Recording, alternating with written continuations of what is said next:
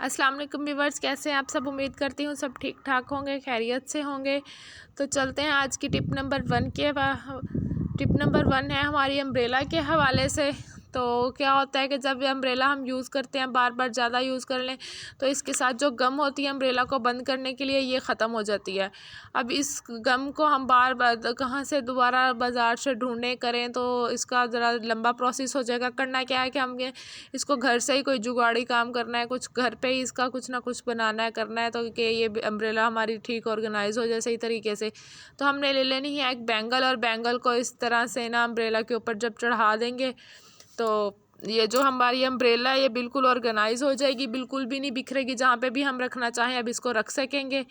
उसकी गम ख़त्म हो भी गई है तो कोई टेंशन वाली बात नहीं है। तो आप इस तरह से कोई भी अपनी बैंगल छोटी हो या बड़ी हो, उसके अम्ब्रेला के साइज से जो बिल्कुल अम्ब्रेला का कवर कर ले, तो इस तरह से हमने ऊपर अम्ब्रेला के ऊपर बैंगल चढ़ा देनी है, और ये बिल्कुल हमारी जो है अम्ब्रेला है ऑर्गेनाइज पड़ी रहेगी, या बिखरेगी नहीं।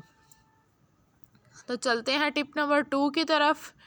टिप नंबर 2 जो हमारी है बहुत ही अच्छी है। होता क्या है कि जब भी हम कोई भी घर में, किसी भी घर में जब केचप आता है, तो हम इसको यूज़ करने के बाद इसका जो रैपर है फेंक देते हैं। तो अब इसके रैपर को बिल्कुल भी फेंकना नहीं है।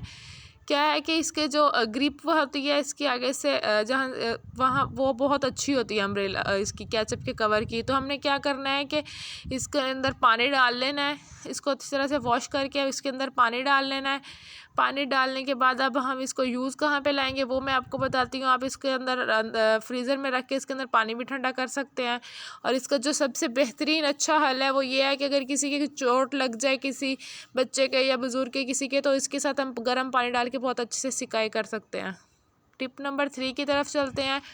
इस तरह के जो कवर्स हैं, अगर अक्सर हम बाज़ार से आते ही रहते हैं, हमारे घर पे सब्ज़ी वगैरह ले तो उनके कवर भी होते हैं। तो इस तरह से कुछ लें तो हमारे घर इस तरह के कवर आते ही रहते हैं, इनमें कुछ ना कुछ पैक होके। तो करना क्या है, ये कवर अब आपने वेस्ट नहीं करना, फेंकना नहीं है। आपने जो स्टील वूल है, स्टील वूल ले लेनी है, और उसको इस तरह से अंदर डाल के और इसको ना नॉट लगा लेनी है। इससे अब होगा ये कि जो छोटी छोटी तारें जो स्टील वूल की निकलती हैं, निकल के हमारे बर्तनों के अंदर अक्सर चली जाती हैं, या निकल के गिरती हैं, बिखरती हैं, तो वो इससे ये होगा कि स्टील वूल अब टूटेगी नहीं, ना हाथों पे लगेगी, और बिल्कुल अच्छे से जब अब हम अपने बर्तन जो हैं बिल्कुल अच्छे से वॉश कर लेंगे। स्टील वूल बिल्कुल चुभेगी भी नहीं, और ये बर्तनों के अंदर भी नहीं जाएगी इसके टुकड़े। नेक्स्ट टिप है हमारी मिक्सी के हवाले से। ये होता है क्या है कि अक्सर ग्राइंडर जब हम यूज़ करते हैं, यूज़ करने के बाद हम ऐसे ही वॉश तो कर लेते हैं, वॉश करने के बाद हम सुखा लेते हैं, लेकिन कपड़े से सुखाते हैं।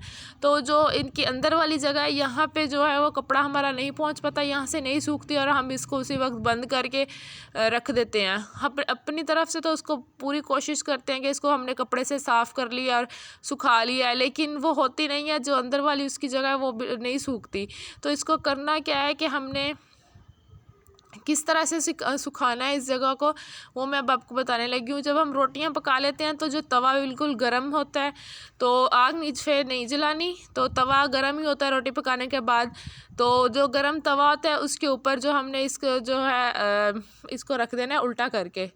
तो इसे उल्टा करके जब हम रखेंगे तो उसमें से जो हल्की हल्की हीट होगी, उसके साथ जो है वो जो पानी, अंदर भी पानी होता है, वो जहाँ पे हमारा कपड़ा नहीं पहुँच पाता, तो उस जगह से जो पानी वो को अब्जॉर्ब कर लेगा। तो इस तरह से अब हम उस 2 मिनट 3 मिनट के जब तक इसको बंद करके रखेंगे, तब तक वो पानी उसकी हीट से ख़त्म हो जाएगा।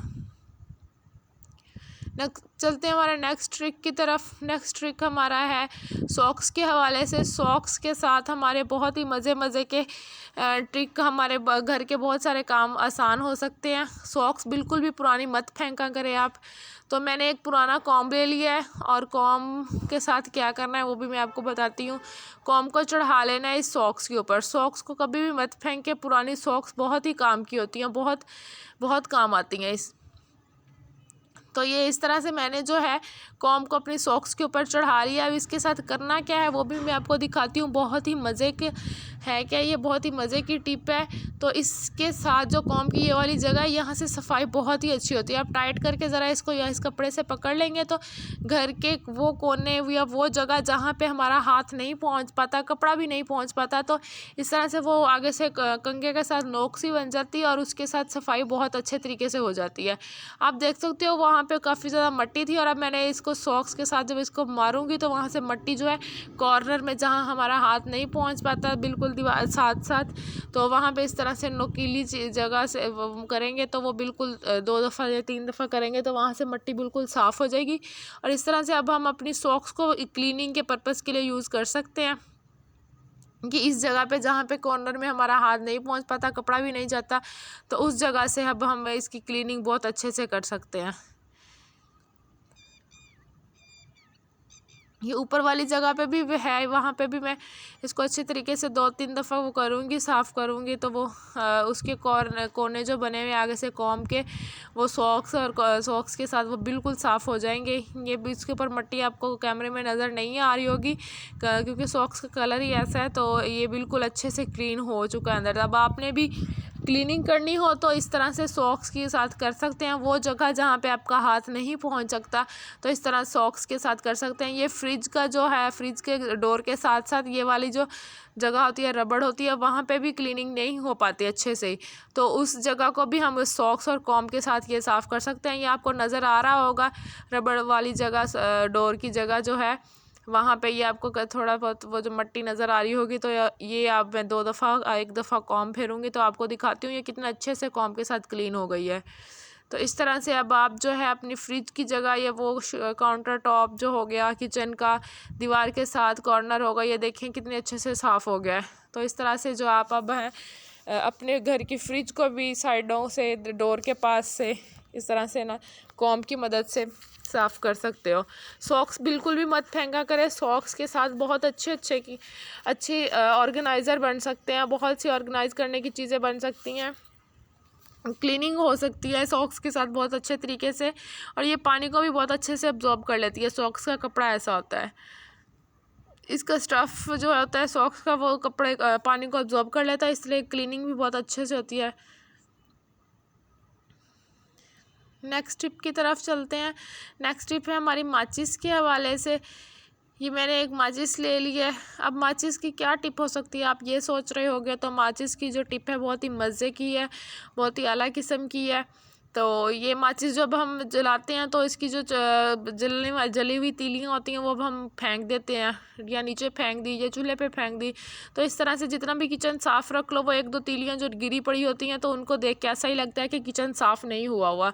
तो अब इस चीज़ से बचने के लिए कि हमारा किचन साफ़ सुथरा लगे, माचिस भी हमारी वो जो नीचे हम तीलियाँ गिराते हैं उसको ना फेंका जाए, तो ये बहुत मज़े की टिप है। मैंने डबल टेप ले लिया और इस तरह से माचिस के ऊपर चिपका दिया और इस दूसरी साइड है वहाँ पे दूसरी माचिस चिपका दिया।